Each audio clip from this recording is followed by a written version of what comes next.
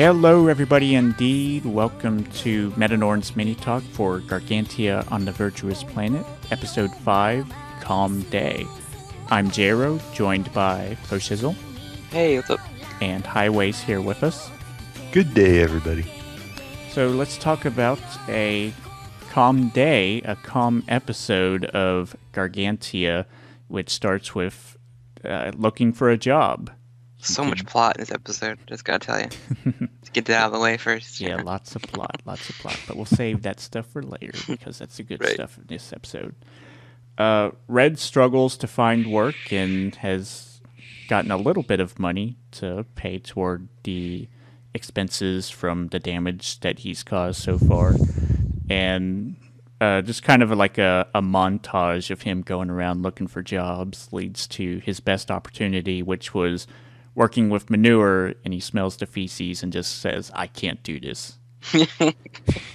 Yeah, that part made me laugh. It's like, of all the jobs, he has to clean poop. Like, well, I guess someone has to do it. Yeah, you gotta start somewhere. Exactly. So, when the wind dies down on planet Earth, or at least wherever the Gargantia crew is at, they stop the ships and they get some maintenance done on it, and what the girls do, and what some of the other guys do, is they bust out the swimsuits and show off those dynamito bodies. Yeah, they do. Or they go fishing, or they just lay around. Yeah, I guess it's like break time, so it's like, hey, everyone, what do you want to do?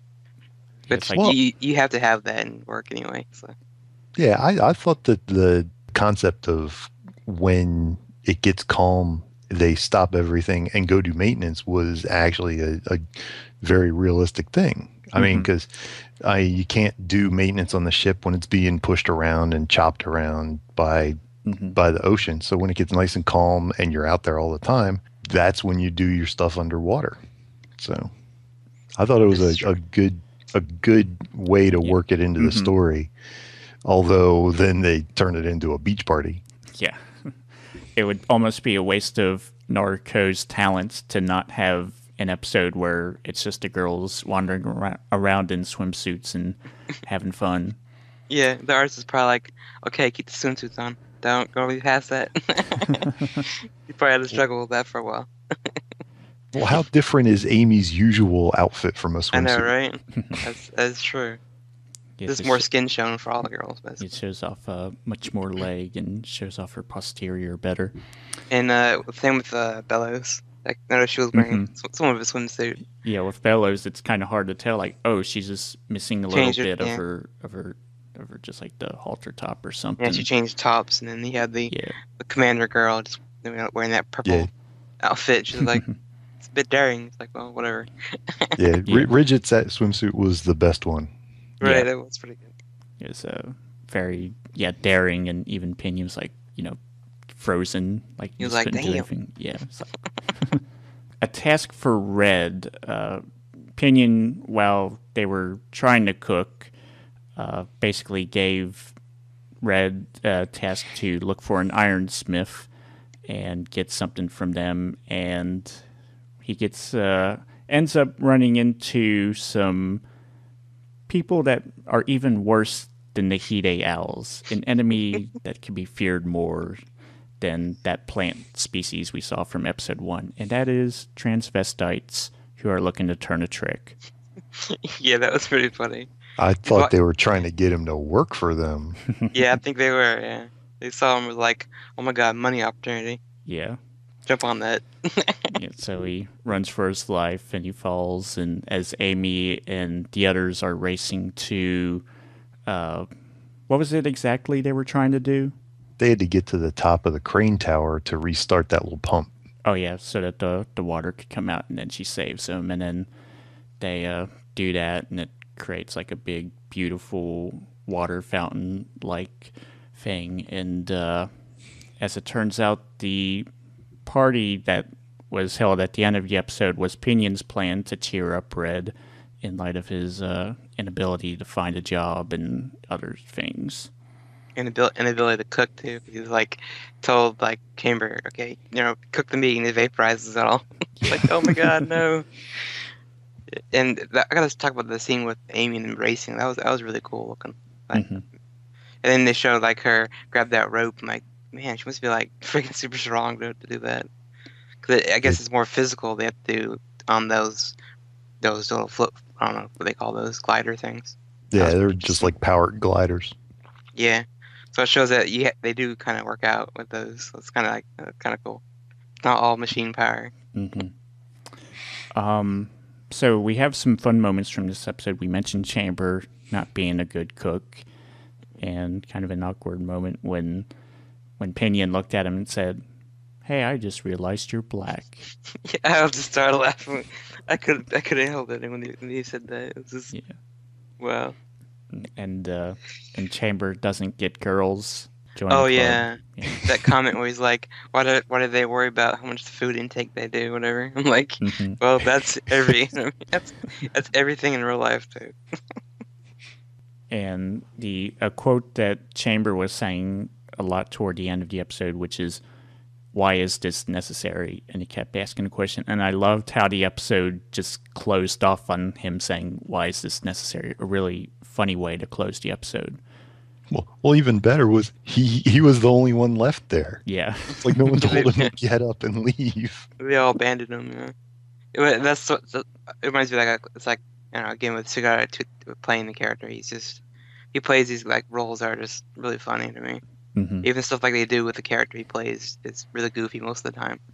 And I don't know if that's just because he's typecast that way as the goofball, or it's just how he ends up getting those kind of characters.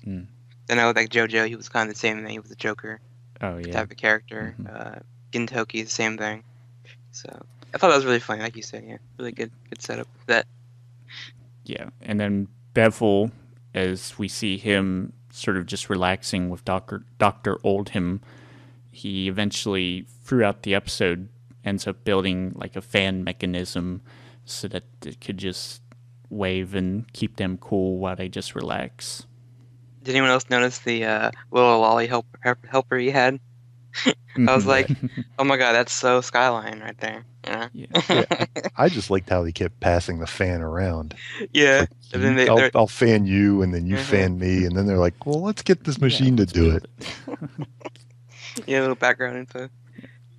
And we're also very briefly introduced to another girl that we've seen in character pictures yet. I don't have a name for her, but she is probably the most tan of all the characters in the show. Oh, I think I saw like a shot of her. Yeah, I understand. It's when they're all trying to sneak off to this like location. Yeah, she walked by and she had like this like big wrench or whatever. She was Pinion was trying to avoid doing work. Right. Yeah. And I wonder if that's his boss or something like that. Like someone that's higher up than him. I think he's the boss. Oh, and he told him to do it. Oh yeah, that would look bad. The boss said, "You need to do this," and then he's out having like drinks and having a good time. All right, so last episode there was no action. In this episode there was no action. So what do you guys make of, especially this episode, in terms of just not having action? Do you want more, or was this episode just okay? I thought this episode was fine. I mean, I'm really just enjoying the show that they're presenting.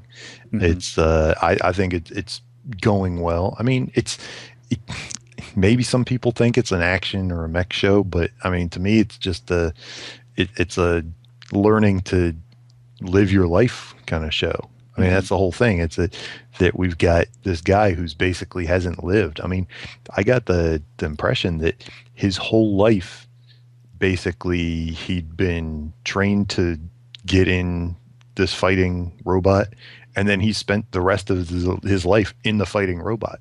When they don't need him, they just basically shut him down and have him hibernate.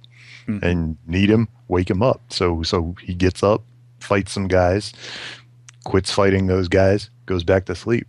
So he's got no life that he's had. Right, that's true. I think for most people that in this series originally that they want, because they got Gargantia Jin writing it, so it's like, okay, if he's on the roster for the production side of things, where's the where's the death, where's the drama, stuff like that. Mm-hmm. And for me, I look at this more like an Eureka 7 type series where the robots are there, but they don't focus on the robots. They're just, they, like you said, Highway, the characters are just living their lives, basically. And for most people, I can see that would be a turnoff if they want straight up mech action fighting. So, yeah, but I think the change of pace might be a little unsettling to some people that they were expecting action, and it's like, oh, a beach episode, yay. For most people, I don't really care. It's fine. Yeah, for me, the series is proving to be many things other than just a mech, and we have a guy like Red basically learning how to live, learning a culture, learning how to live with these entirely new set of people that may or may not be very similar to the people that he knows with the Galactic Alliance of Humankind. And Highway mentioned the thing about when the cruise ships, the ship stopped for maintenance. That was one thing that I really liked. I thought that was just some sort of overall development that was good, small but good. And the girls in swimsuits are nice. That's a plus. But we got that episode out of the way, and maybe we'll get to some serious stuff later. I'm not in a rush to get to it, but in due time we'll get to it. In due time, Butcher Gen will kill someone off. So, I don't know. Of course. There's been some word that Kazuya Murata, who's the director, is maybe the one that's really in charge, while Gen is more of a supervisor. Right. If somebody dies and it's part of the story and it's something they need, I don't have any problem with that. The problems I've had with Gen's writing before were that the gratuitous things he puts in, the gratuitous twists that didn't really need to be there. And that's kind of what has bugged me about his shows before. Yeah, that's true. I can see that. All right, so that has been our Episode 5 discussion for Gargantia. For Fosh, for Highway, I'm Jrow, and we'll see you next week. 君の瞳にこの世界はどんな風に映ってるんだろう。この海で何を見つけてくのかな。不器用な手で少しずつ風の行方をつかむように自分の力で進んでゆくんだ。きっといつかその時は来るよ。少し